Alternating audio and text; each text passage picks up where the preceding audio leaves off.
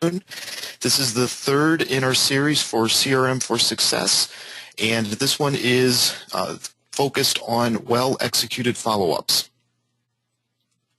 I have also on the line with me Christine, who will be taking any questions that you may submit through the webinar tools. So again, if you do have any questions, please submit them through the webinar tools, and at the conclusion of the presentation, Christine will come online and let us know what those questions might be. So this afternoon we've got about 30 minutes, and we're going to just briefly talk a little bit about what we discussed last month to bring us back up to speed, and that was on the digital health of a customer. And then we're going to get into the meat and potatoes of today's presentation, follow-up activities. And we're going to focus on these follow-up activities and timing them just right, using the right method, doing it for the right reason, for the desired result. Hopefully this will all make perfect sense once I'm finished with the presentation. We'll also look at a CRM system and see how some of this information can be used directly inside of the tool. And then I'll put a teaser out for next month's topic, and then also open up the call for any questions and answers we might have. So again, a brief review of the digital pulse. Last month we learned that the digital pulse was a way of measuring how healthy of a relationship we have with your customer.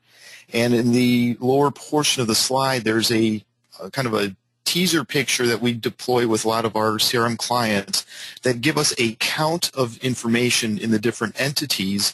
But really what we need are ways at the customer level at a glance to see how are we doing either from a revenue perspective or from a cost perspective.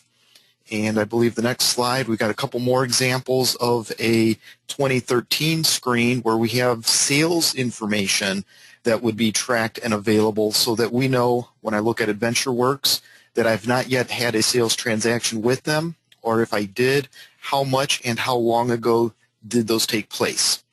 These digital pulses are allowing us to become proactive with our relationships with our customers and prospects and to grow them into having tremendous lifetime value as a customer.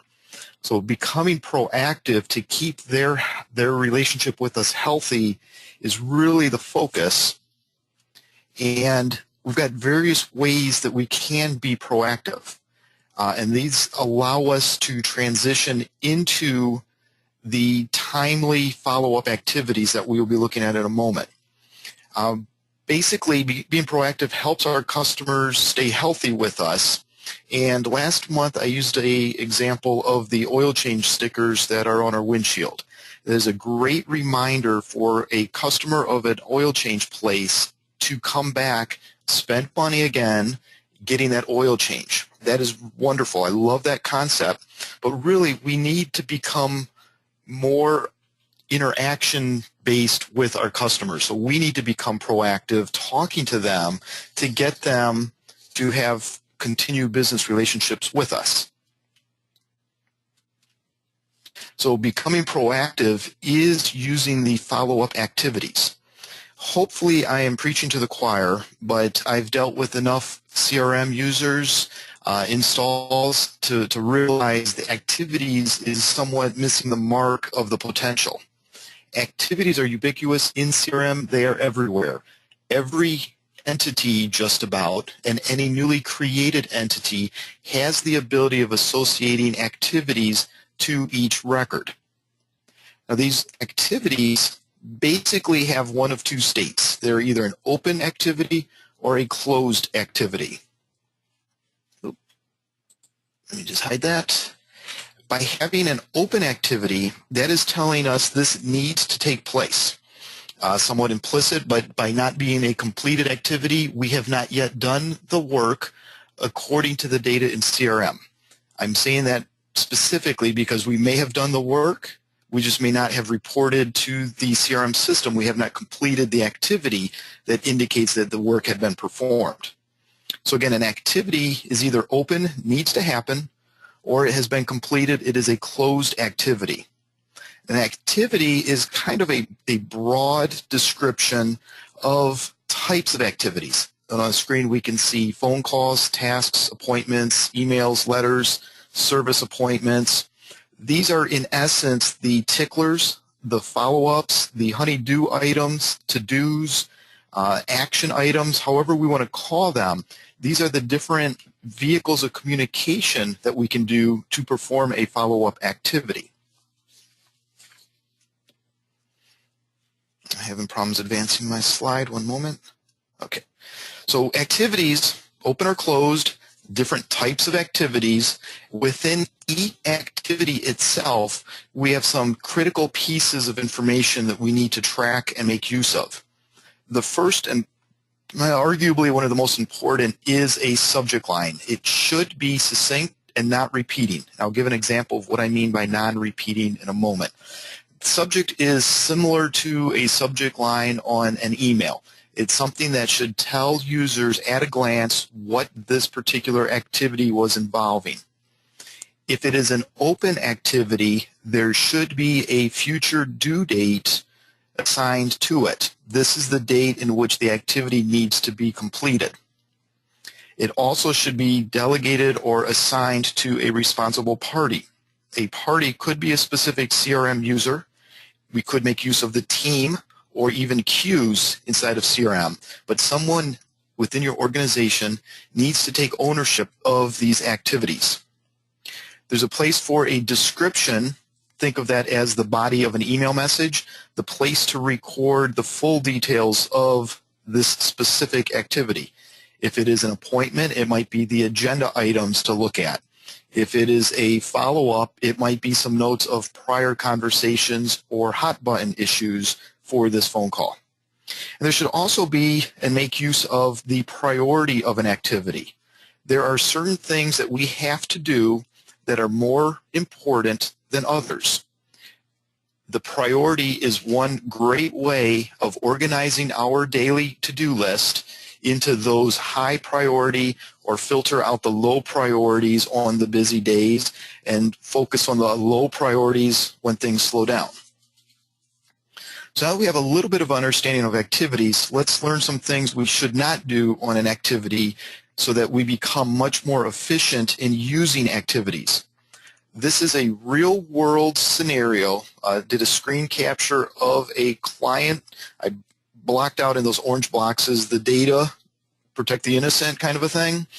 But the user is putting into a subject line CB in November or in NOV. I can interpret this to mean callback, which is redundant to the type of activity, and callback in November, which is redundant to the due date for this activity. So we don't need a subject that simply says CB in November. We already know it's a phone call, and we already know when it is due to take place. Don't exclude information. Second biggest no-no. Notice there is no details filled in. So even though I have a reminder to call someone back November 12th, 5-6 months ago, I don't have anything here to tell me what I'm going to discuss with them. So what is the point of a callback if I have no agenda or no details communicating what this callback is about? And third one, don't leave things in the past.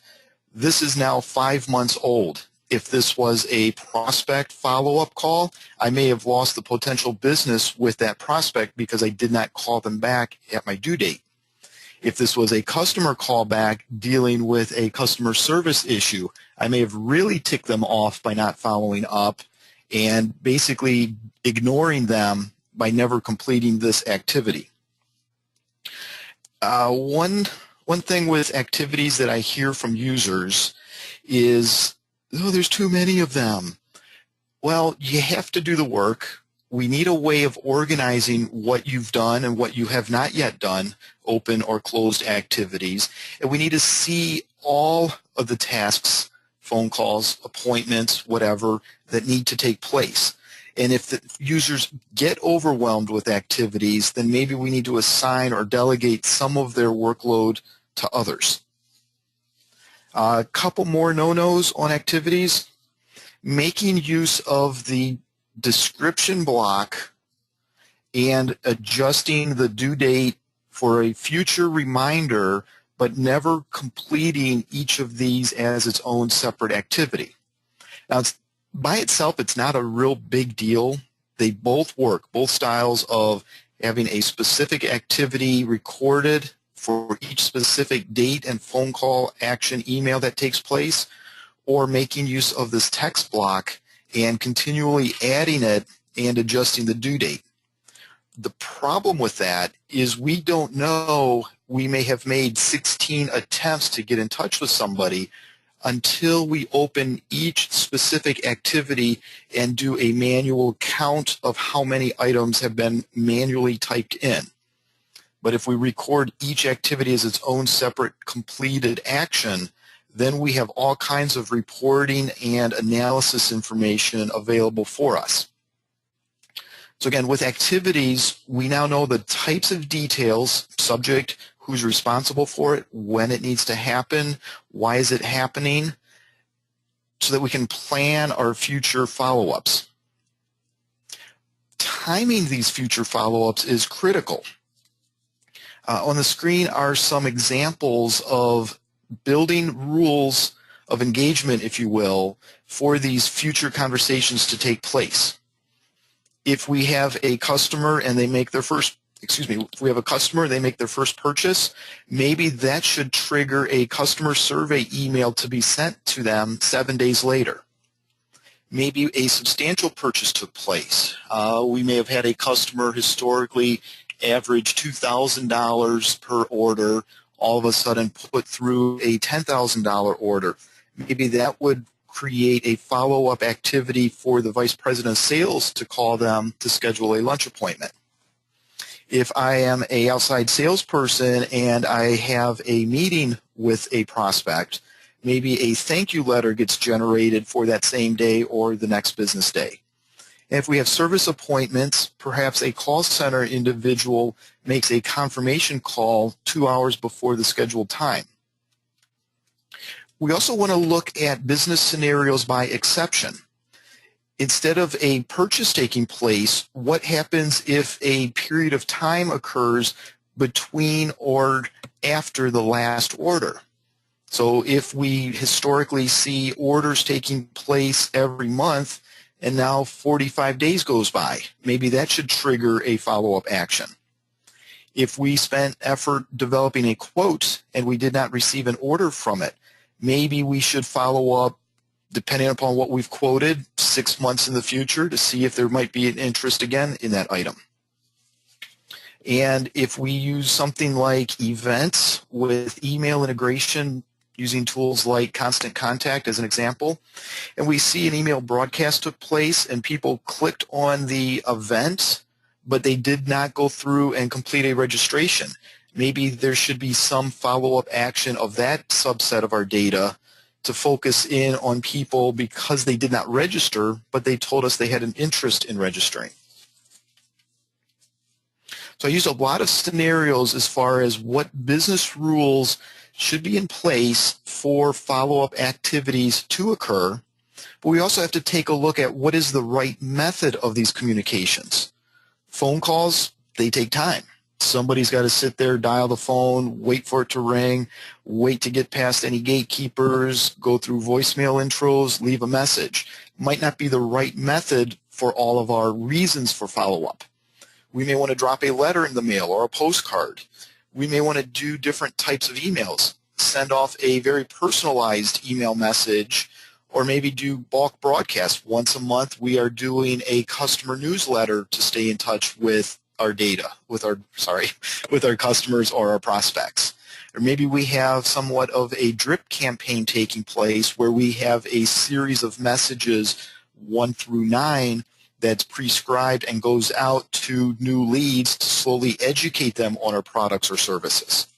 So we have different business reasons that take place that dictate a follow-up should occur, and we have different methods for that communication to take place.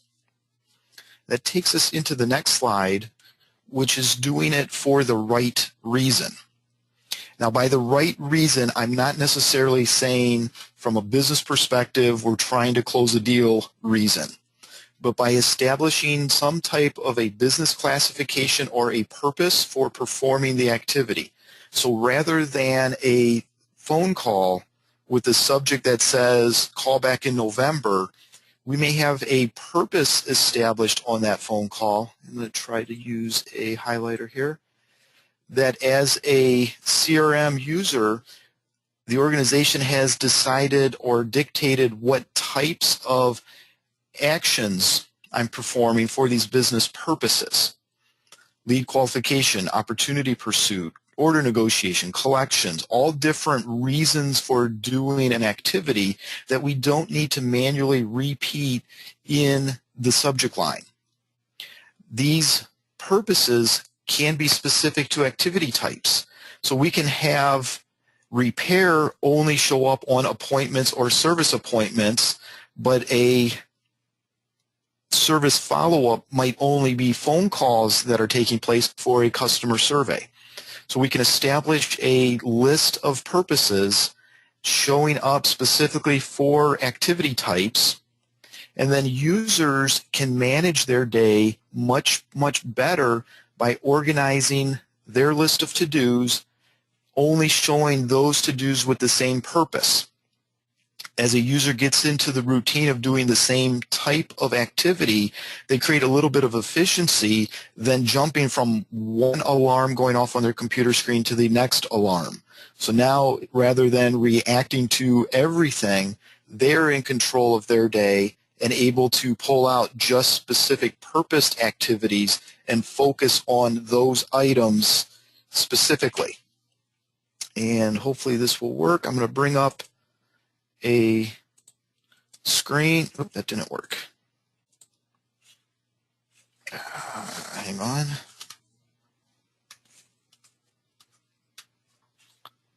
And let me put my cursor back on.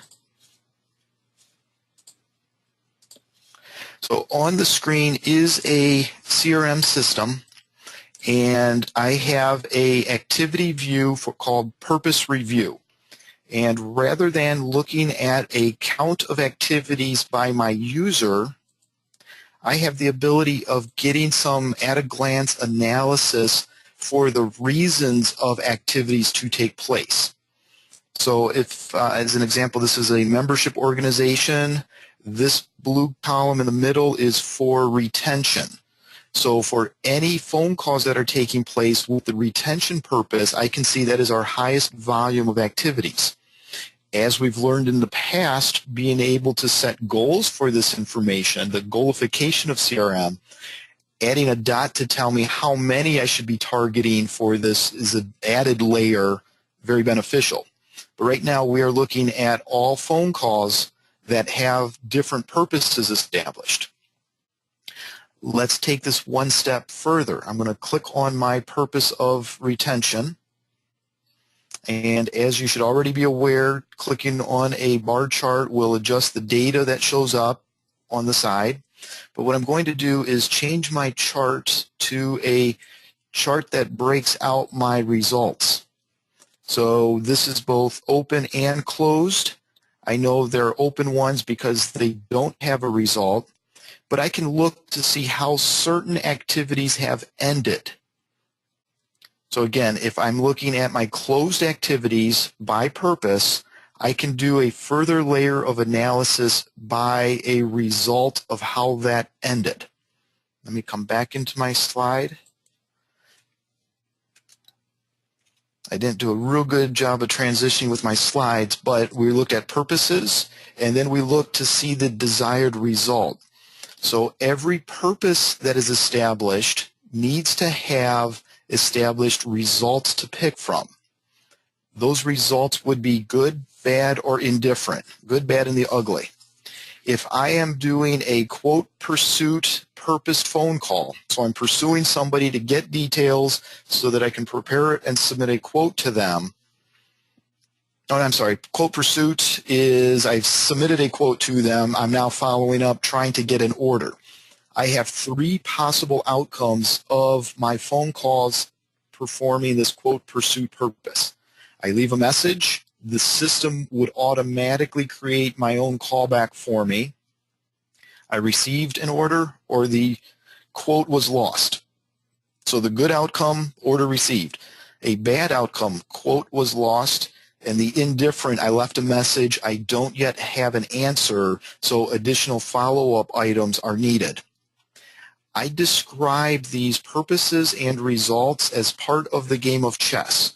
Sales is like a game of chess where you constantly having to plan not just your next move, but you want to be thinking 3 and 4 moves down the road. So every closed activity should have an indication of how did it close, and there should be business rules in place that says when a quote pursuit phone call is closed out with order received, this is what the next step needs to be. The next step needs to be can be a manual process. A user creates their own follow-up activity. The next step can be automatically created through workflows. If you're not using workflows, well, if you're not using activities, if you're not using workflows, you're really missing out.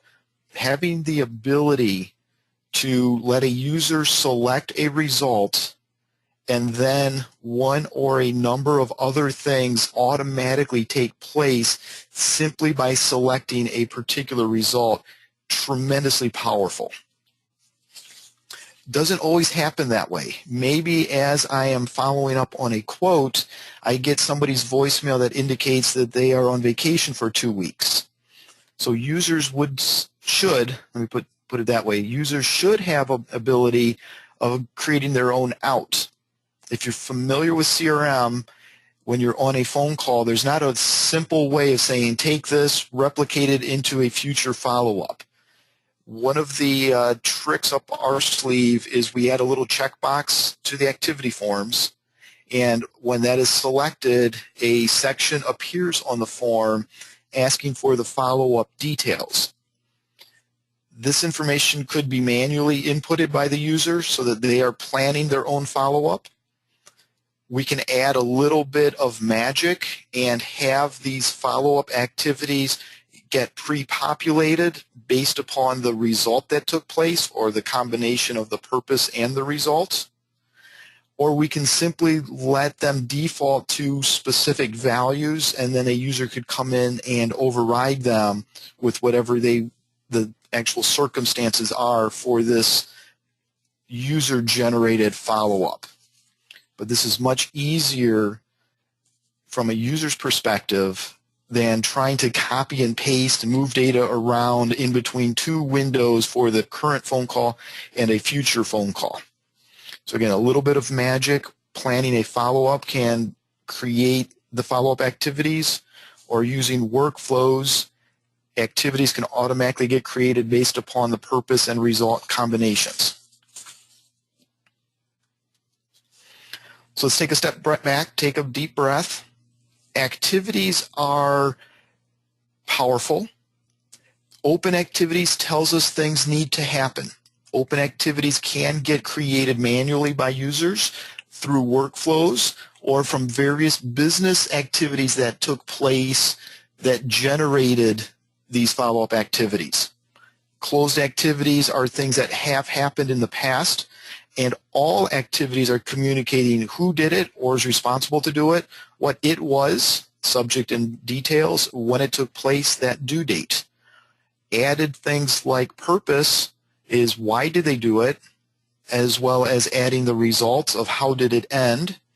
Oh, side note, by using purposes and results as a lookup list, we are not having to interpret users' abbreviations or their shorthand type of information. Somebody might type LM to indicate left message, others might type LVM. From an analysis perspective, we really don't have a solid way then of knowing how many lead qualification phone calls ended with a left message, so that we can then do some analysis to understand and predict how many phone call attempts might it take in order to qualify a lead. But by having a result as a list, then we know very exactly how many ended each way, so that we can analyze and make decisions and improve process flows based upon actual data in the system.